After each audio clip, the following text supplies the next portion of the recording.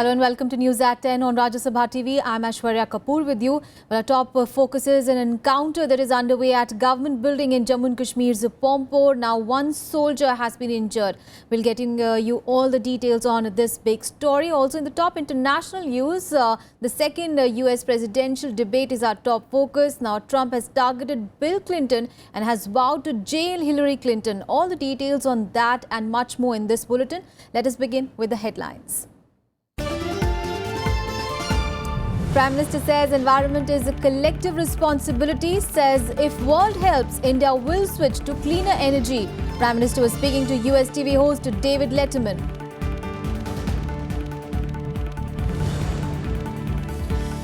War of words between BJP and BSP after Mayawati accuses centre of playing politics over surgical strikes at Lucknow rally. Tragedy, however, as the 3 people are killed in a stampede at the venue. Deadliest attack on security forces in Turkey since attempted coup in July. 10 soldiers and 8 civilians killed after van with explosives blows up in Hakkari province.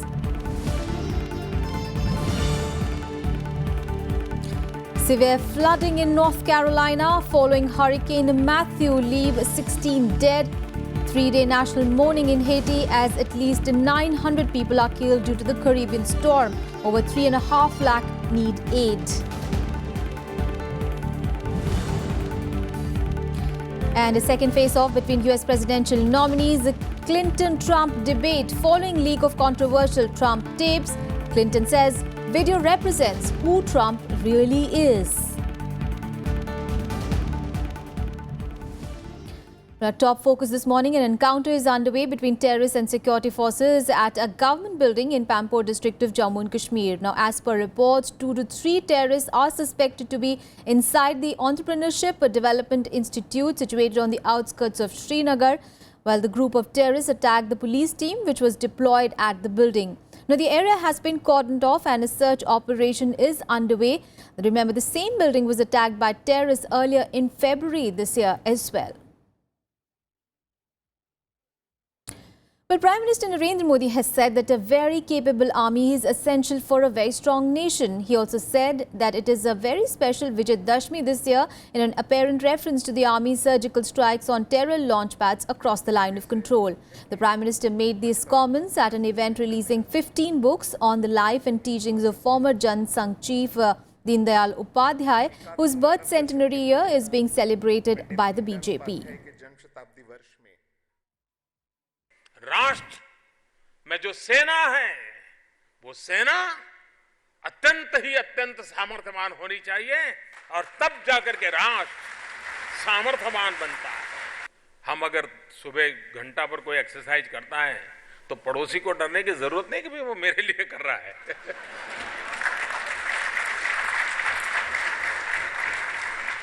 वो अपनी exercise अपने स्वास्थ्य के लिए करता है जी। News from Uttar Pradesh now. Well, Bahujan Samaj Party chief Mayawati on Sunday attacked the Narendra Modi government at the centre, saying that it is spreading hatred and communalism in Uttar Pradesh and has failed to keep its promises for the state. Mayawati also used the opportunity to attack the centre over the surgical strikes conducted by the army. Now, her comments triggered a political slugfest.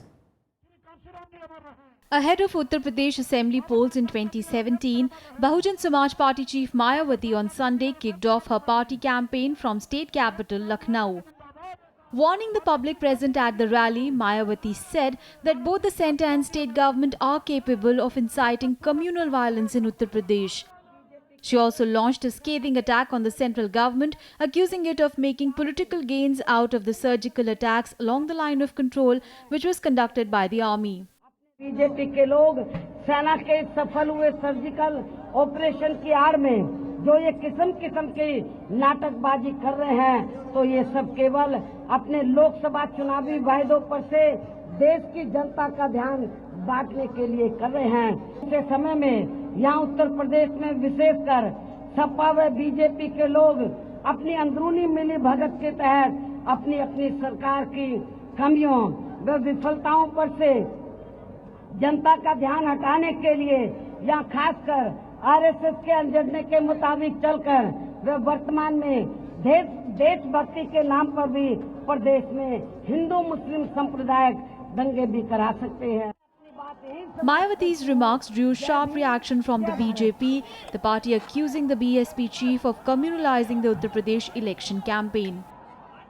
देखिए, मायावती तो खुद जाति की राजनीति करती हैं और जाति की राजनीति जो है वो कहीं ना कहीं खुद कम्युनल के दायरे में ही आती है, मगर जो सामाजिक समरसता की बात करते हो, मुझे सपा के विषय में कुछ नहीं कहना, लेकिन जहाँ तक भाजपा का विषय है तो वो सामाजिक समरसता की बात करती है, ना कि जातिगत राजनीति या सांप्रदायिक राजनीति की बात करती है। जो करते हैं वो ज्ञान बांटने की बजाय अपने कर्मों को ठीक करें। There was a stampede at the rally in which 3 people have died and more than 20 injured. According to eyewitnesses, the stampede occurred when people began to leave the venue.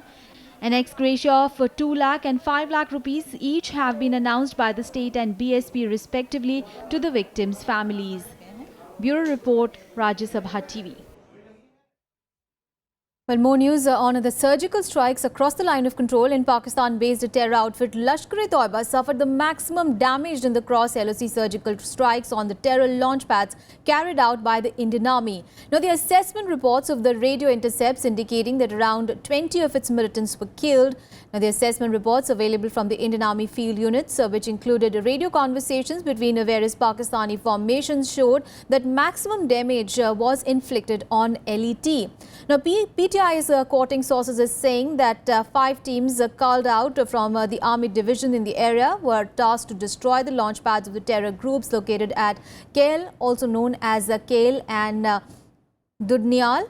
Now, in a well-calibrated operation which started on the intervening night of 28th and 29th of September, Indian Army moved across the line of control and smashed the 4 launch pads that were under a guard of a Pakistani post located 700 meters from the LOC. The sources said that the terrorists were not expecting an action by the Indian Army and therefore were taken by surprise.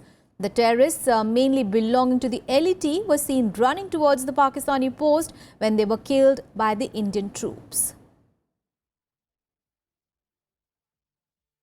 On to some other news. Well, Prime Minister Narendra Modi has said that India can switch to cleaner energy sources from coal if the world provides the technology and resources. He, however, said that until the country got the required resources and technology, he would think of an alternative to meet its rising energy demand. The Prime Minister's statement comes in the wake of India ratifying the Paris Climate Agreement. He said this is to a question on American TV host David Letterman's documentary series, Years of Living Dangerously. As per the Paris Agreement, India has committed to ensuring that at least 40% of its electricity will be generated from non-fossil sources by 2030.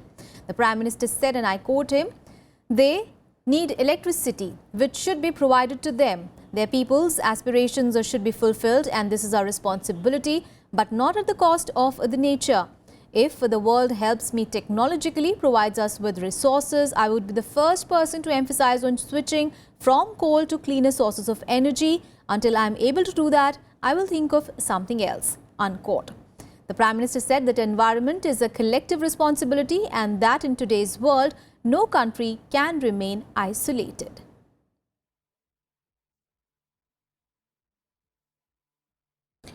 Well, the high-level technical team constituted by the Supreme Court to assess the situation in Kaveri Basin in Karnataka and Tamil Nadu inspected the Mettur Dam on Sunday. Headed by the chairman of Central Water Commission, G.S. Jha, the team took stock of the situation, including water level, inflow and discharge in Mettur Dam. The 13-member team, which is in Tamil Nadu after its 2-day trip of Karnataka, held discussions with officials of Tamil Nadu, Kerala and Puducherry. Now, Tamil Nadu Minister Idapadi Palaniswamy submitted a memorandum to the team, even as a group of farmers made a representation for the constitution of the Kaveri Management Board, stating that it could only resolve the vexed issue. The team also inspected the Bhavani Sagar Dam in nearby district. They will proceed to the Kaveri Delta area today. It will inspect the situation in Thanjavur, Tiruvallur and submit its report containing the assessment of both Karnataka and Tamil Nadu to the Supreme Court on 17th of October. For 2 days we will be doing collecting the data for assessing the ground realities. Okay. And then we will be preparing report. The committee will prepare that report. and will be submitting it to Honorable Supreme Court. While expressing extreme disappointment with the delay in the completion of IMF quota reforms, India has stressed that the fund should strictly abide by the new deadlines set for the 15th General Review of Quota. While speaking at the International Monetary and Finance Committee plenary session, Finance Minister Arun Jaitley said that since the forces of globalization and multilateralism can go a long way in expanding global growth opportunities, we must focus on the coordinated policy actions and growth strategies. Also expressing India's extreme disappointment, Jaitley emphasized that the fund should strictly meet the new deadlines. The events were attended by select finance ministers and central bank governors. Comprehensive review of the current quota formula was completed in January 2013 when the Executive Board submitted its report to the Board of Governors. Well, the government is all set to step up cooperation in the education sector with the BRICS nation. Now, the framework for cooperation would be deliberated upon in the upcoming two-day 8th BRICS Annual Summit to be held in Goa on 15th and 16th of October. India is all set to develop an enabling framework to promote research cooperation and knowledge transfer with BRICS nations. The BRICS countries, Brazil, Russia, China, India and South Africa, have decided to share the best practices in education with focus on areas like energy, climate change, water resource and economy. BRICS countries adopted the New Delhi Declaration on Education last week, resolving to ensure inclusive and equitable quality. इस तरह BRICS country अपने को जो एक innovation है education के field में उसमें एक दूसरे को निकट लाने की कोशिश है और एक दूसरे की जो भी राष्ट्रों की अच्छी स्टेप्स हो उसे एक दूसरे से एक्सचेंज करने की पॉलिसी बनाई गई है. As a group, BRICS countries have an important political and economic role to play on the world stage as they occupy about 26% of the planet's land in addition to being home to 41% of world population and about 46% of its workforce. The countries have a combined GDP of approximately $16 trillion. The BRICS alone have been responsible for 55% of global growth since the end of 2009. Experts say that the gains of cooperation in education sector will extend well beyond borders of the BRICS nations. Greater conversations, greater dialogues lead to better understanding amongst nations. So I feel it's very important. The BRICS nations have also agreed to facilitate mobility of students and scholars and encourage exchange of teaching faculty. Kriti Mishra's report for Rajya Sabha TV. Well, time to take a very short break here. Up next, we have all the international and sports news. Stay tuned.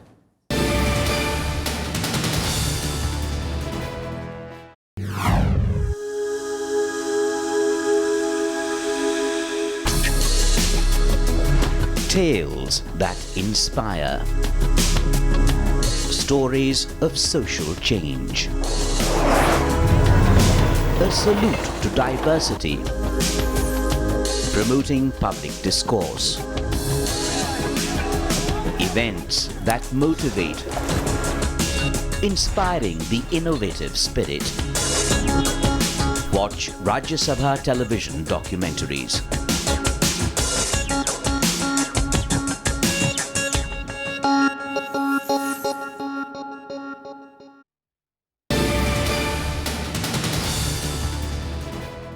Welcome back after the break. Now, the death toll due to Japanese encephalitis in Odisha has climbed to 41, with the 2 more children succumbing to the killer disease in Malkangiri district. Now, 2 health workers have been suspended for alleged dereliction of their duties. Now, 20 more patients have been admitted to hospital with the disease on Sunday. The number of patients with Japanese encephalitis admitted to the district hospital for the treatment has now touched 137. Unconfirmed reports put the death toll due to the deadly disease at 44. Meanwhile, it has been decided to provide free cooked food to pregnant women and children in the disease-hit Kalimela and Korkonda blocks of the district. In order to save the people, particularly children, from mosquito bite, over 8,000 mosquito nets have so far been distributed in several areas. The disease, which originates from pigs, is transmitted to mosquitoes and from them to humans. Therefore, pigs are being isolated and shifted to specially prepared enclosures away from human habitats. The situation in the backward district following a spread of Japanese encephalitis was also reviewed by the state officials. Well, now let's get you some international news. 18 people have been killed after a van packed with 5 tons of explosives blew up in Turkey's Hakkari province. Now, 10 soldiers were among those killed. The attack has also been blamed on Kurdish militants. This is the most deadly attack on Turkish security forces since the attempted coup on 15th of July. The attack targeted a security post in Hakkari province as security forces were searching for vehicles in Semdinli district. In a statement, the Hakkari governor said that a vehicle refused to stop as it approached the checkpoint, resulting in soldiers responding with gunfire. Militants then also started shooting. Well, over the past 2 months, the military says it has killed a total of 387 PKK militants in Hakkari province alone. Over the past 15 months, attacks on the Turkish security forces have continued on an almost daily basis as the government has pressed military operations against PKK to rid urban areas of the fighters. Bugün Şemdinli'de, Hakkari'de maalesef alçak terör örgütünün canlı bombayla saldırısı neticesinde şehitlerimiz var. Sivil halktan hayatını kaybeden vatandaşlarımız var. Şu an itibariyle 10 askerimiz var şehit. 8 sivil vatandaşımız var. Well, Ethiopia has declared a state of emergency following months of anti-government protests by a number of the two largest ethnic groups of the country. The state of emergency will last for 6 months. The human rights groups say that more than 500 people have been killed in protests in the Oromia region since last year, when anger over a development plan for the capital turned into broader anti-government demonstrations over politics and also human rights abuses. Tens of thousands have also been detained. The Oromio and the Amhara make up about 60% of the population.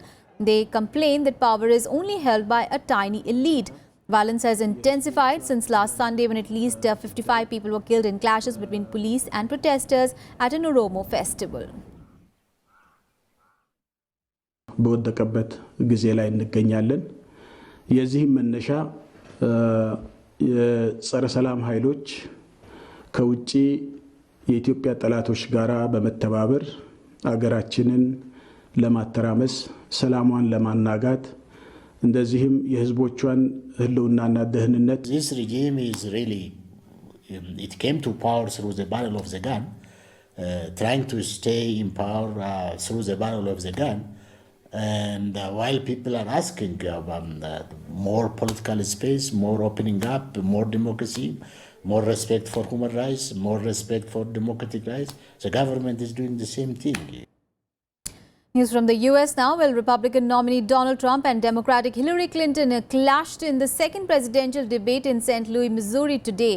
Well, during the debate, Trump said that he was not proud of the lewd remarks on the 2005 videotape, but said that his words paled in comparison to what he called Bill Clinton's abuse of women. Now, standing a few feet away from the former president's wife, he accused Hillary Clinton of attacking those women herself. Trump also said that if he was president, he would appoint a special prosecutor to investigate Clinton and she would be in prison over her private email arrangements. Meanwhile, Democrat Hillary Clinton said that rival Donald Trump was using diversion tactics to avoid talking about the fact that Republicans are deserting his presidential campaign. The second edition of the 3 presidential debates took place in St. Louis, Missouri. It is a town hall style debate where both nominees also took questions from the audience. That was locker room talk. I'm not proud of it. If you look at Bill Clinton, far worse, minor words, and his was action. His was what he's done to women. There's never been anybody in the history of politics in this nation that's been so abusive to women. Hillary Clinton attacked those same women and attacked them viciously. 4 of them here tonight. Okay, Donald, I know you're into big diversion tonight, anything to avoid talking about your campaign and the way it's exploding and the way Republicans are leaving you. But let's at least focus on some of the issues that people care about tonight. Let's get to their questions. We have a question. So the college Republicans at the beginning of the semester decided not to endorse Donald Trump, and the events that happened that came about on Friday definitely vindicated our decision not to endorse him. All the Donald Trump's critics having a "I told you so" day, claiming he was not fit to be the president of the United States of America. This after a tape from 2005 of him making obscene comments against women emerged on Friday. After his not-so-impressive performance in the first presidential debate, the stakes for this debate would have been high in any event. Now, after the release of the video, Trump is in worse shape and in far greater need of a surprising, campaign-changing performance. Demeaning women, degrading women, but also minorities, immigrants, people of other faiths, mocking the disabled, insulting our troops, insulting our veterans. Not a character trait that I would advise for somebody in the Oval Office. Since the tape emerged, at least 33 Republicans have withdrawn their support for Trump ahead of the general election in 30 days' time, or have called for him to stand aside. But Donald Trump shows no sign of a contrite approach, adding he will never drop out of the race to be president.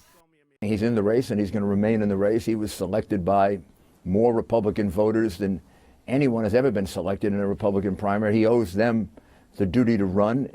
Striking a further defiant approach, about an hour and a half before the debate began, Trump hosted a short news conference with 4 women, all of whom said that they had been mistreated by the Democratic nominee Hillary Clinton or her husband, former President Bill Clinton. So thank you very much for coming, and these 4 very courageous women have asked to be here, and it was our honor to help them. And I think they're each going to make just an individual short statement, and then we will have a little meeting, and we'll see you at the debate. The Republican Party is in crisis mode and is hoping for Trump to contain the damage from his leaked tape. Despite having earlier recovered from a string of setbacks, Trump has an uphill battle to win the White House, with the lingering question whether his quest for the presidency has been dealt a lethal blow. The bitter US poll campaign this year has depoliticized public debate, with less focus on rival political agendas and ideological visions. Bureau Report, Rajya Sabha TV. And torrential rains accompanying Hurricane Matthew has triggered severe flooding in North Carolina in the United States. The storm has slowed down to make its exit into the sea. The death toll in the U.S. due to the storm has now climbed to at least 16. The storm, which killed at least 900 in Haiti before it compounded the East Coast for days, was stripped of the hurricane status, but the crisis set off by downpours of more than a foot was far from over. The rivers and creeks overflowed, driving people from their homes and trapping as much as 100 miles inland. The forecaster said that North Carolina and Virginia could get even more rain and warned of the danger of life-threatening flood through Monday night. Meanwhile, Haiti has begun 3 days of national mourning for those killed. The south of the country has been devastated. Tens of thousands of homes have been destroyed and some 350,000 people need aid. Now, cholera is a major fear, with several deaths reported, as are food supplies, given the destruction of crops there. Let's get to some more international news in World Wrap. Iran, which is keen to join the China-Pakistan Economic Corridor, has started talks with Pakistan to extend the ambitious project to the oil-rich nation. Now, Iran's envoy to Pakistan, Mehdi said held talks with the CPEC project's director Zahir Shah to discuss fields in which Iran would be able to participate and play an active role in the CPEC. Now, India has already expressed concern over the $46 billion CPEC project that passes through Pakistan-occupied Kashmir. Colombian President Juan Manuel Santos has said that he will donate the money from the Nobel Peace Prize to help the victims of the 52-year conflict in his country. He was awarded the prize for reaching an agreement with the FARC rebel groups last month. The deal was rejected, however, a few days later by the Colombian voters in a referendum. About 260,000 people have been killed and more than 6 million internally displaced in Colombia due to that war. Thousands of Yemenis took to the streets of the capital Sana'a to protest after an airstrike killed more than 140 people at a wake on Saturday. Now, demonstrators gathered outside the United Nations headquarters demanding an international investigation into the strike blamed on the Saudi-led coalition. Saudi Arabia has not acknowledged any role, but it has pledged to investigate. Well, on to some cricket news. Well, New Zealand trailed by 502 runs in their first innings of the third test match against India at Indore. Resuming at the overnight score of 28 runs, New Zealand have scored 55 runs so far without losing any wicket.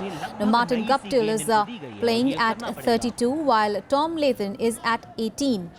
Earlier, Indian test skipper Virat Kohli scored his second double century to help India put on 557 for 5 before declaring on the second day. He has 13 test centuries and 12 half centuries in his 48 test matches now.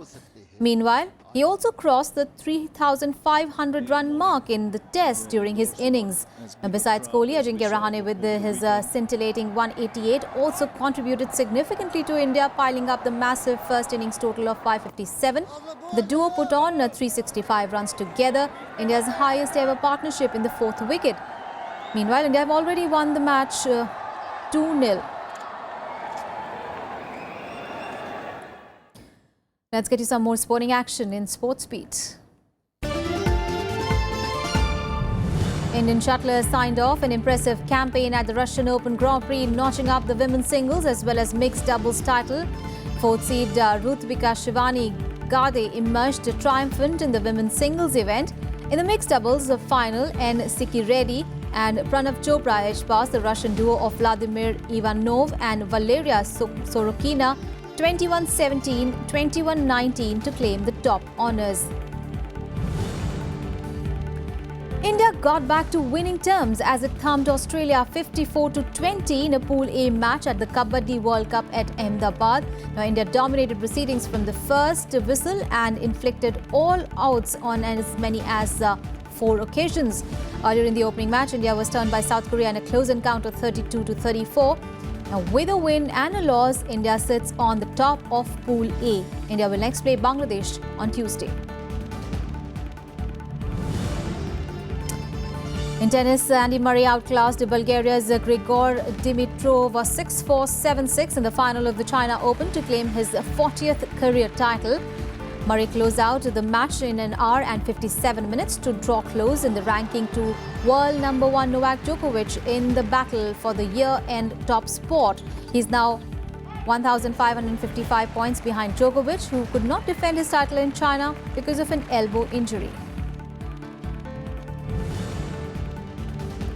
Meanwhile, Australian Nick Kyrgios claimed his third ATP singles title with a 4-6, 6-3, 7-5 win over Belgium's David Goffin in the Japan Open final in Tokyo.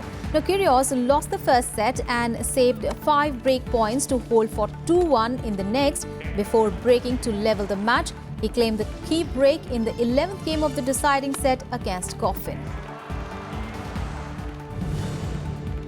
And Mercedes German Formula 1 driver Nico Rosberg won the Japanese Grand Prix in Suzuka. Now, starting on pole position, Rosberg won his maiden Japanese Grand Prix ahead of the Red Bull's Max Verstappen and teammate Lewis Hamilton. With a win, Rosberg now holds a 33-point advantage over teammate Lewis Hamilton in the Drivers' Championships standings. Well, that's all in this edition of news. Thanks so much for your time.